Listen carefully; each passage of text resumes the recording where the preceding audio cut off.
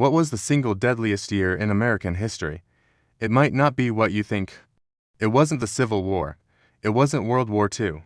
It was 1918, a year when the United States faced lethal enemies at once.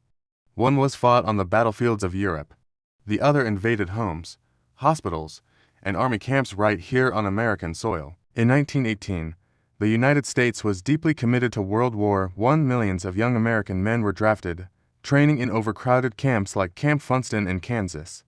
The conditions were cramped, sanitation was a constant struggle, and these camps became the perfect breeding ground for disease. Then, in March, something new and terrifying appeared. Doctors at Camp Funston reported a strange, aggressive flu. Soldiers started collapsing with raging fevers and lungs that quickly filled with fluid. This was the start of the 1918 influenza pandemic, which would later be misleadingly called the Spanish flu. Now, why Spanish flu?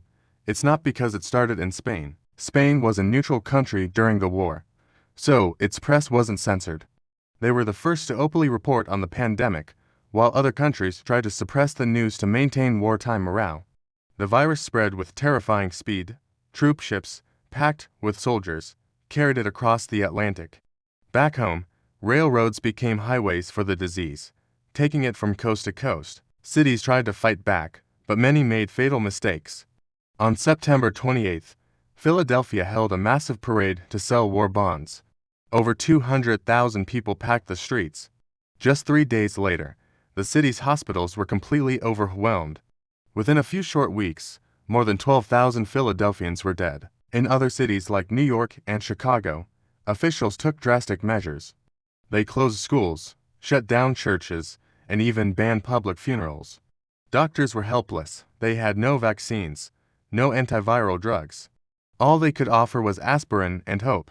This flu was unusually brutal. Unlike typical influenza that targets the very young and the very old, this strain was deadliest for healthy young adults in their 20s and 30s, the same age as the soldiers fighting the war. Victims often died a horrific death, essentially drowning as their own lungs filled with fluid. At the very same time, American soldiers were dying in the trenches of France. Battles like the Meuse-Argonne Offensive were some of the bloodiest in U.S. history. Over 53,000 American soldiers were killed in combat, most of them in that fateful year of 1918. So let's add it all up. By the end of the year, the Spanish flu had killed an estimated 675,000 Americans. Thanks for watching.